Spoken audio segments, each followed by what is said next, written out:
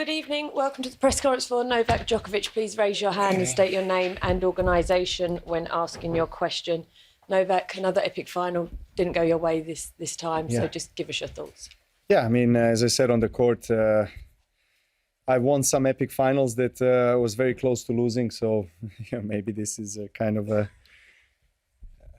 fair and square deal, I guess, to lose a match like this for me here, even though, of course, it hurts. It's never easy to lose a close match. But credit to Carlos, amazing poise in the important moments for someone of his age to handle the nerves like this and be playing attacking tennis and to close out the match the way he did. I thought I returned very well that last game, but he was just coming up with some amazing shots.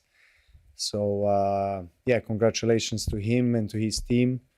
What a tournament for him, what a match today to be part of. I hope, everyone enjoyed it. I move on. Neil? Yeah, hi, Neil from the Mirror. Novak, can I ask you about the two code violations you got? First one, what about the timing of that, just at that crucial time of the match? And also the second one, did it just sum up your frustration of the way the match was going? There's not much to talk about that. I just... second one was frustration, that I had break points in the second game. Yeah, just tough couple of points, and he played amazing to break my serve, which was enough to win the fifth. And the first one was the time violation. So it's not a great moment again, but you just kind of have to accept it. I know, you fought hard to get back into that match, and I'm just wondering if you have to have a regret. Is it that point for, to get up a break in the fifth, or is it a tie break in the second? I would say tie break in the second. The backhands that kind of let me down, to be honest. Set point, I missed the backhand. He did play, a backhand that was quite long in the court, and it had a little bit of a bad bounce, but I should not have missed that shot. And then on 6-all, again, another backhand from middle of the court in the net. Just two very poor backhands. And that's it. The match shifted to his side. That it turned around.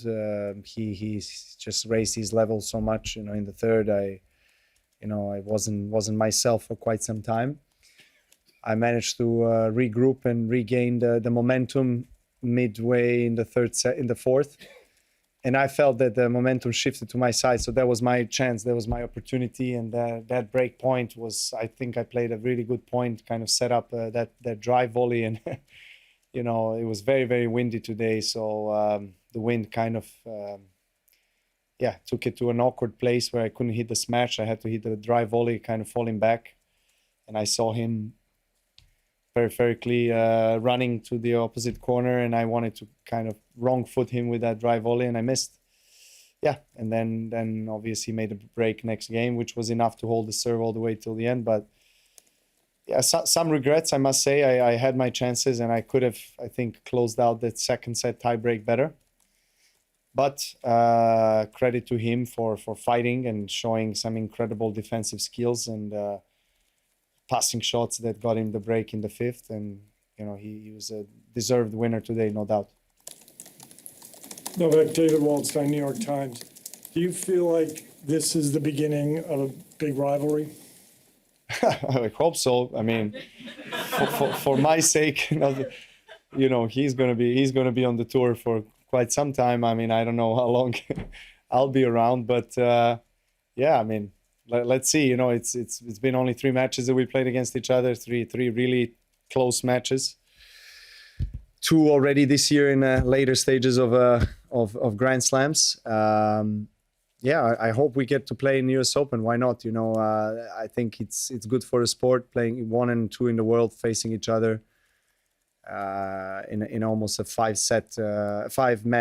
hours 5-set thriller. It's couldn't be better for our sport in general. So. Why not? Are you surprised by how quickly Carlos has adapted to clay, to hard court, and to grass, and he's beating you and winning trophies so early? To clay, no, I'm not surprised because he grew up on clay, and his game is, obviously suited and developed for clay, and probably slower hard courts. But yeah, grass, I must say that he surprised me. He surprised everyone how quickly he adapted to grass this year, because he hasn't had too many wins on grass in the last 2 years that he played. And you know, obviously him coming from clay and playing the way, having the kind of a style that he has, you know, I think Queens helped him a lot. He was close to lose that first match, opening match in Queens, and then he just started to gain momentum, more and more wins against really good players. And Wimbledon courts are slower than Orangi courts or maybe Queens courts, so it's, you know, it's more suitable for, I guess, the baseliners like he is. But I must say, you know, the slices, the you know, kind of chipping returns and the net play, it's very impressive. You know, I didn't expect him to play so well this year on grass, but he's proven that, you know, he's the best player in the world, no doubt. I mean, he's playing some fantastic tennis on different surfaces, and he deserves to be where he is. Howard? But if you had to pick one quality that you think is his greatest strength, what would it be? And is there anyone else you've played in the past or seen play to whom you would compare Carlos? Well, I think people have been talking in the past 12 months or so about his game being consisting of certain elements from Roger Ruff and myself. I would agree with that. I think he's got basically best of all three worlds. He's got this mental resilience and really maturity for someone who is 20 years old. It's quite impressive. He's got this, you know, Spanish bull mentality of competitiveness and fighting spirit and incredible defense that we've seen with Rafa over the years. And I think he's got some nice sliding backhands that he's got. Maybe he's got some similarities with my backhands, and he's just two-handed backhands and defense and being able to adapt. I think that has been my personal strength for many years, and he has it too. So I haven't played a player like him ever, to be honest. You know, Roger and Rafa have their own, obviously, strengths and weaknesses, but Carlos is very complete player, amazing adapting capabilities that I think are a key for longevity and for a successful career on all surfaces. I'll ask in English, Molly. I know, Matt. Just on the racket smash on the net, I just wonder, you spoke about a few regrets you had during the match. Do you regret that? And we don't often see that kind of reaction from you. Yeah. What did you feel in that moment?